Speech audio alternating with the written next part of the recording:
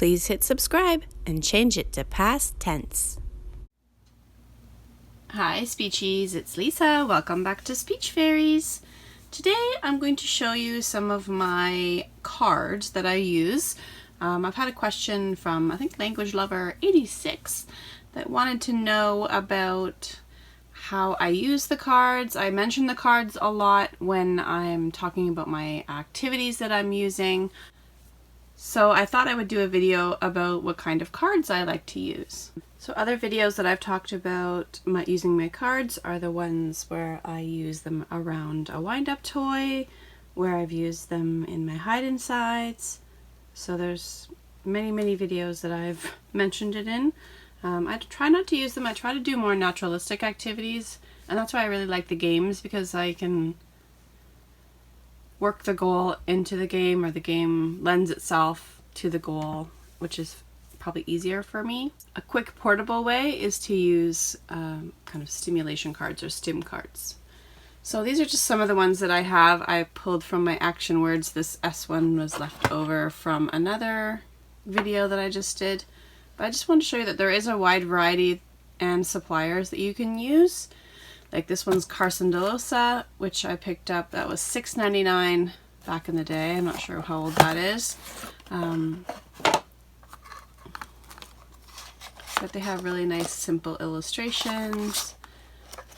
And I like that they're not necessarily he and she pronouns. So I work with preschoolers, so most of them can't read, but some of them can. So the word is conveniently on the right if I need to cover it up for some of my hyperlexic kids, but I like that it's animals doing the action, and I can work on auxiliary is verbing, and even are if it's plural. So I can pick and choose which verbs I want to use. So I like those, the easy action picture cards. That's one of the Carcindosa ones. I think that was in Canada. That was probably from Mastermind. This one was just from Walmart. And it's Blue's Clues, which is a little outdated now. But it's got the word hidden, which is nice. So for some of my hyperlexic kids, I like that the word is hidden. And I like these ones for function. So I often work on function. What do you do with a comb? What do you do with toothpaste? What do you do with pillow? What do you do with a bed? So it's nice everyday items. So again, you won't know from inside that it's Blue's Clues. Doesn't really matter. It's just pictures of household items. Kind of cute illustrations, and they are double-sided. And there's an action to go with each one, which I really like. So scissors, so we can show scissors. What do you do with scissors? And if the child says paper, so they know their associations, but not the action word, we can flip it over and be like, yes, we can cut. We can cut paper. So we're adding on to what they say. Some of them don't directly correspond. So this one is spoon, and then it shows salt and pepper with a fork. And this one is a screwdriver, and it shows him with a wrench. So they do have some associations with them. But again, it might help kind of connect with their previous experience. If we say, what do you do with a towel? And they can't come up with something, then we can say, oh, you use it after the bath. You dry yourself. So it's okay to have those things that link to prior knowledge. That's the key to engaging memory, right? So here's another one. I think I did find this one thrifting, action words, but I picked it up right away because I always work on action words. And they are these little faceless critters. So you're not using any pronouns. It's just like, I don't know what you'd say, it. It is skating. Or if you just want to target the word level, it could be skating, clapping, leading, come. So they have the words on the back as well. The dogs come to me.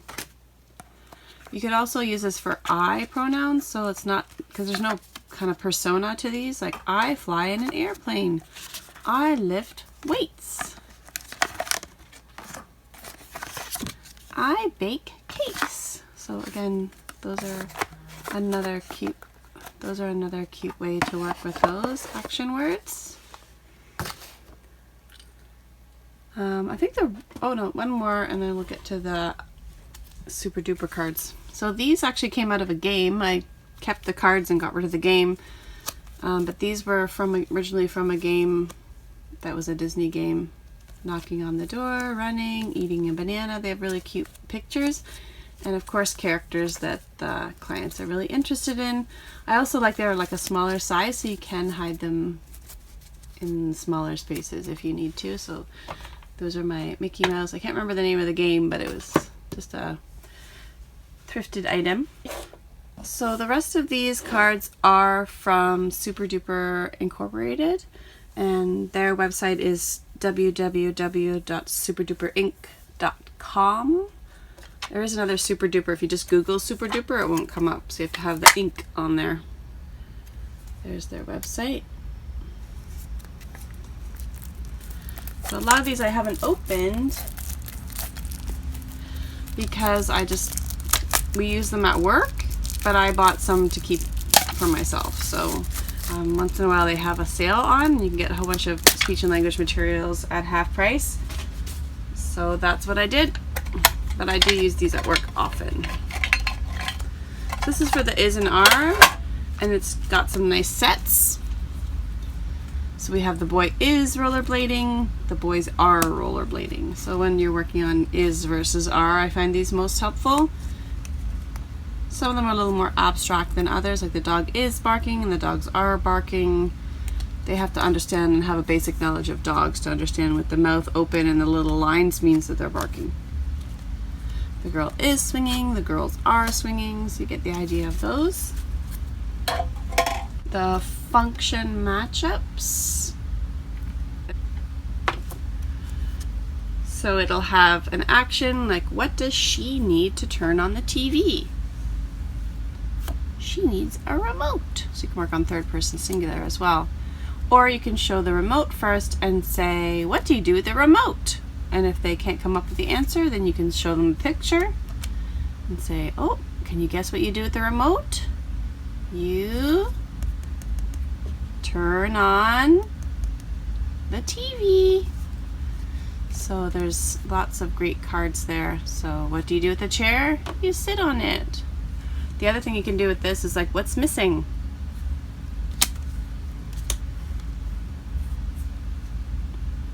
Or in prepositions too, like, where do you put your hat?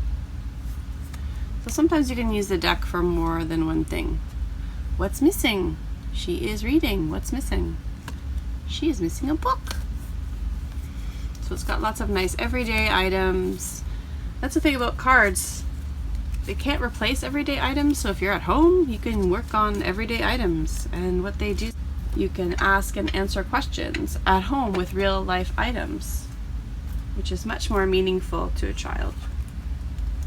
But in a clinic setting, I need my cards because I don't have those everyday items. So we're gonna crack into this one. And this one I use at work a lot, and I wanted to buy one for myself to keep at home. So this is a kind of a huge deck. It's got 2 packs, one on each side. But I really like the pictures because they're everyday.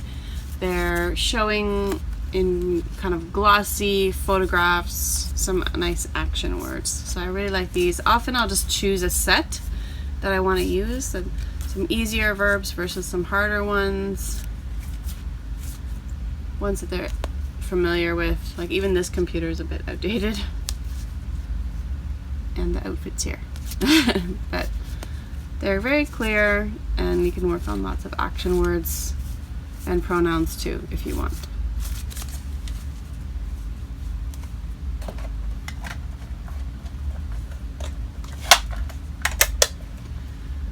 So that's the Weber photo action cards.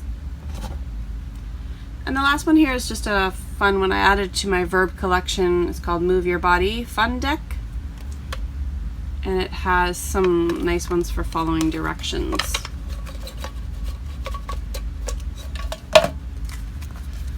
So it looks like I've got these ones elastic. I wonder if these are my favorites. Drum your hands on your knees, put your hands behind your back, Yawn and stretch. Look up at the ceiling. Give yourself a hug. Touch your nose with your fingertip. Stretch up tall like a giraffe. Stand like a flamingo. Hop like a frog. So I probably picked out the easiest ones. Look behind you. Hop on one foot.